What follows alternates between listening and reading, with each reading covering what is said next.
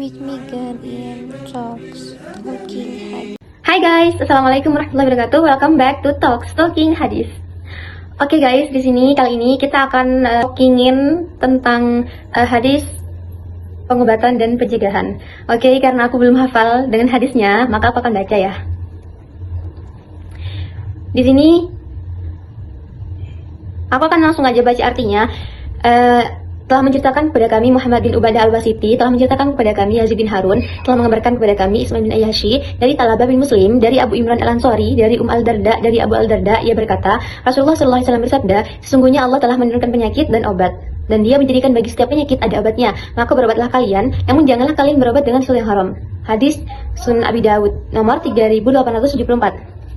Jadi hadis tentang pencegahan dan pengobatan yang pertama ini, itu kita akan bahas pengobatan dan pencegahan dengan khamar atau alkohol, begitu, atau minuman keras. Jadi teman-teman, maksud dari hadis ini, dari syarah hadisnya, bahwa Allah menurunkan penyakit dan juga obatnya. Jadi Allah itu obat dan penyakit itu dua-duanya Allah yang menciptakan, Allah yang mengadakan gitu. Jadi penyakit itu dari Allah, obatnya juga dari Allah gitu. Penyakitnya bisa untuk sebagai ujian untuk kita, namanya juga manusia ya, orang hidup pasti akan mengalami namanya sakit dan segala macamnya. Karena itu bagian dari kehidupan, kecuali Fir'aun, kayak gitu. Jadi penyakit dan obat dua-duanya Allah yang membuat ada, Allah yang menciptakan. Nah, Allah menciptakan penyakit dan obatnya, jadi Allah menciptakan penyakit dan juga obatnya, tentunya obatnya itu yang halal. Jadi kalau misal ada orang yang bilang kalau alkohol itu juga bisa nyembuhin, khamar itu bisa juga nyembuhin, bisa kok kalau kamu minum alkohol atau minum khamar, kamu bakalan sembuh, kamu bakalan tenang, kamu bakalan kayak nyaman, langsung hilang rasa sakitnya kamu. Nah, enggak teman-teman. Memang di Al-Quran tuh dikatakan bahwa khamar itu ada manfaatnya, tapi daripada manfaatnya yang diklaim oleh khamar itu lebih banyak lagi mudaratnya, lebih banyak lagi bahayanya, lebih banyak lagi membuat kerusakan untuk tubuh kita gitu, untuk akal kita yang menghilangkan akal. Makanya Allah mengharamkannya, karena Allah nggak akan mengharamkan sesuatu yang merugikan, yang menyakiti hambanya, begitu teman-teman. Jadi sebanyak apapun orang yang bilang kalau kamu berobat dengan khamar, berobat dengan alkohol bisa sembuh dan segala macamnya, ya tetap nggak dibolehkan sama agama, sama Allah nggak dibolehkan dalam Al-Quran, dalam hadis bahwa khamar itu diharamkan, begitu teman-teman. Ya karena lebih banyak mudaratnya daripada kebaikannya, dan juga karena khamar itu bisa menghilangkan akal, yang mana akal ini sebagai pembebanan syariat, atau orang kalau sudah berakal itu harus sholat dan segala macamnya, makanya kita tidak boleh mengkonsumsi khamar gitu, supaya tidak hilang akal, tidak mabuk, begitu.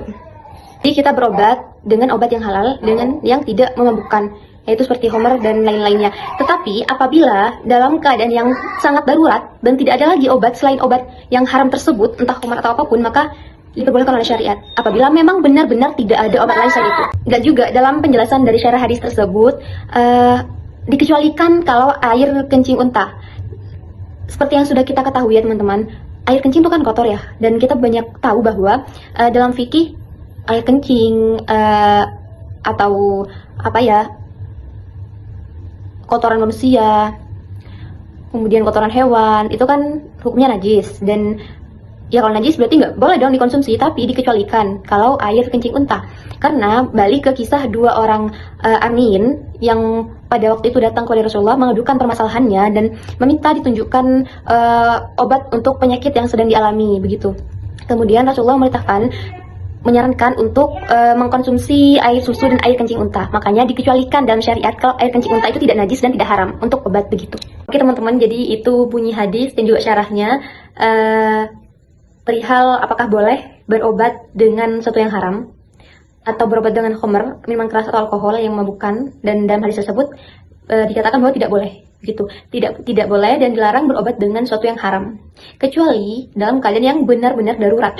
Jadi sudah tidak ada obat lagi untuk mengobati suatu penyakit tersebut, maka mungkin bisa menjadi boleh. Jadi seperti itu.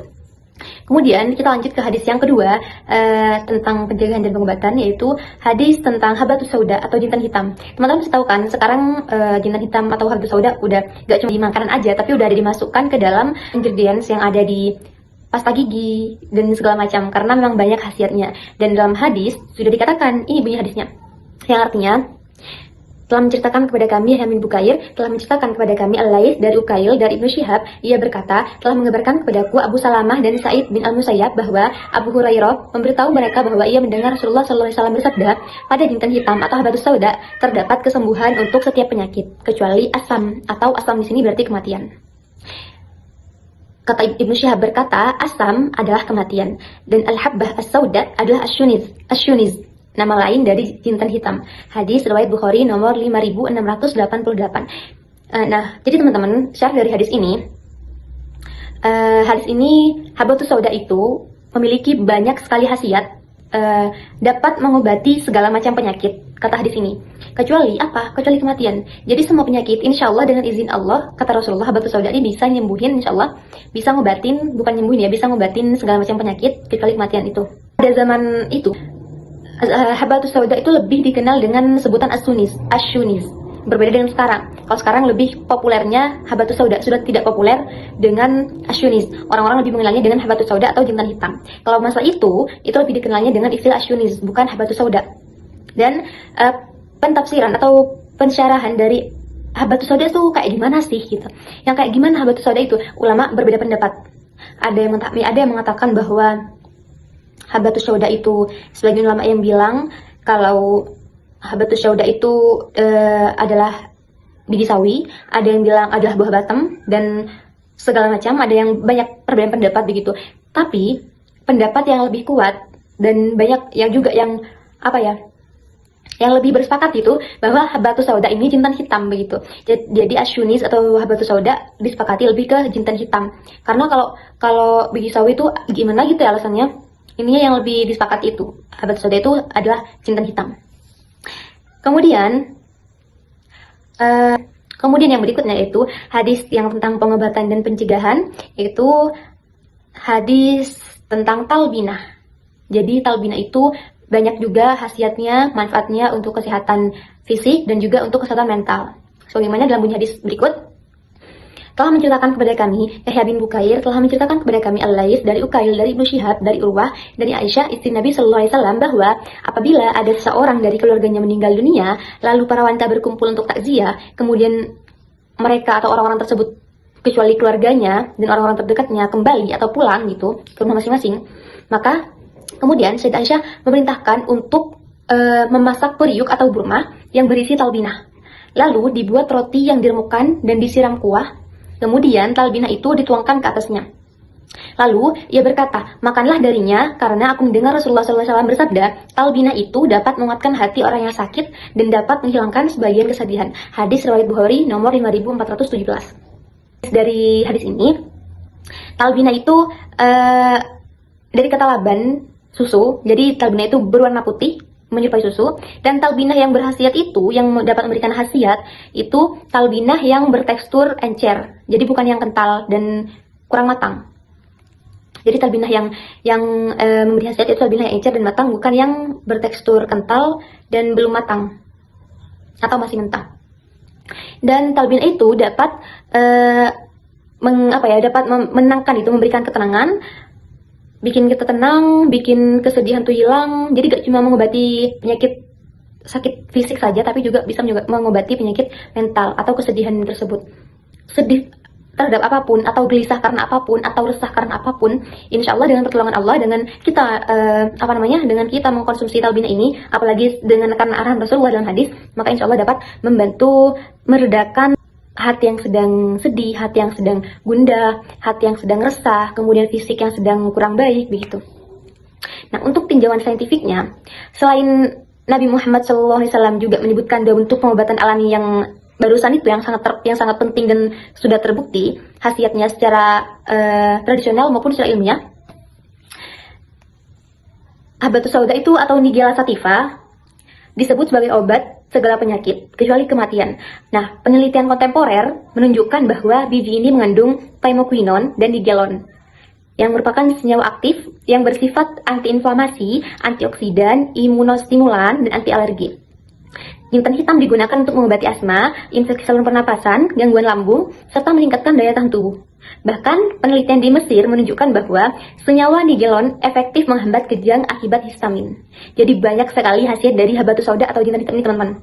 Jadi tidak hanya sebagai obat tradisional yang belum terbukti, tetapi secara ilmiahnya juga terbukti bahwa memang dapat mengobati segala macam penyakit begitu ya. Kemudian yang berikutnya itu talbinah atau sup jelai atau barley. Talbinah adalah sup dari tepung jelai yang dimasak bersama air atau susu, kadang ditambah madu untuk menambah khasiatnya. Rasulullah SAW memuji makanan ini karena bisa menyejukkan hati orang yang sakit dan menghilangkan kesedihan. Jadi tidak hanya mengobati penyakit fisik, tetapi juga penyakit mental. Hati yang gelisah, hati yang gundah gulana, hati yang sedih, dan segala macamnya. Dari segi ilmiah, sup jelai ini kaya akan serat beta-glukan yang terbukti dapat menurunkan kolesterol, memperbaiki sistem pencernaan, mencegah sembelit kronis, serta memiliki efek menenangkan. Jadi, talbinah ini teman-teman, dia tuh merupakan tepung gandum atau dedak gandum yang gandum atau dedak gandum yang digiling menjadi tepung, kemudian dimasak. Kadang dicampur memakai susu atau air gitu, terus kemudian ditambah madu supaya hasilnya bertambah, karena kan ada juga kan hadis tentang madu juga banyak sekali khasiatnya, dalam hadis disebutkan dan dalam tinjauan saintifik ini juga ada, tapi kali ini kita tidak akan membahas itu. Jadi kita hanya sebatas membahas di habatus sauda dan talbinah, dan bahayanya berobat menggunakan alkohol atau khamar minuman keras, karena selain itu haram dan benda najis, juga lebih banyak dalam tinjauan medisnya gitu ya, dalam tinjauan ilmiahnya, saintifiknya, itu lebih banyak mudaratnya, itu sudah terbukti lebih banyak mudaratnya, bahayanya daripada banyak manfaatnya gitu.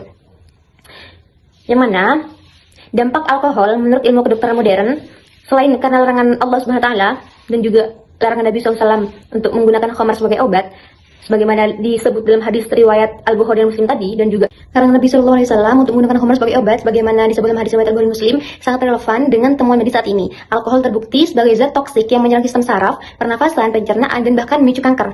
Data dari WHO dan jurnal medis seperti The Lancet menunjukkan bahwa jutaan orang meninggal setiap tahun akibat komplikasi alkohol, terlebih di negara-negara yang memang melegalkan hal itu gitu. Maka perlarangan Islam terhadap khamar bukan sekadar aturan spiritual, tetapi juga perlindungan medis berbasis ilmiah. Jadi seperti itu teman-teman, mungkin hanya itu saja yang dapat kita talking pada kesempatan kali ini. Teman-teman, mungkin hanya itu saja, banyak salah kurangnya mohon dimaafkan. Kalian bisa sambil searching sendiri, kalau banyak salahnya boleh di komen ya, untuk memperbaiki nanti kedepannya pas kita talks lagi begitu. Oke guys, thanks for your attention. Assalamualaikum warahmatullahi wabarakatuh. See you again in next talks.